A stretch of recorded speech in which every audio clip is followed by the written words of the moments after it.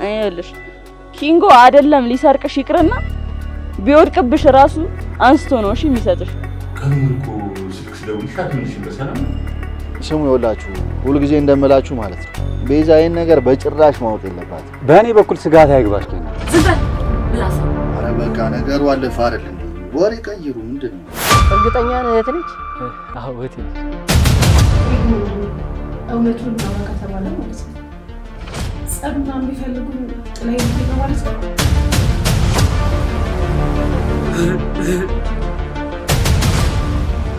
እኛም እኮ በሰፈራችን አራዶች ነን። እሺ እኛ ግን የሚለየው በየብበት ቦታው አራዶች ነው።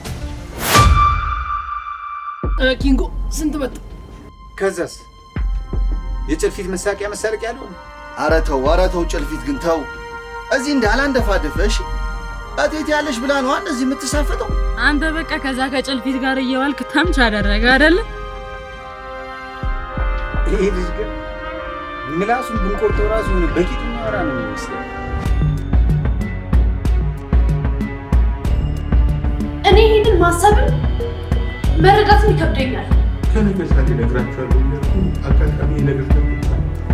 ወይ ጉድ! ምን እያልሽ ነው ልጅ? አብነትና ቃል ከእጅ ጋር ጓደኝነት ጀምረዋል። ዝረከክ ከእንደገና ባንቺም ብሶ ደግሞ ትነጫነጫለሽ።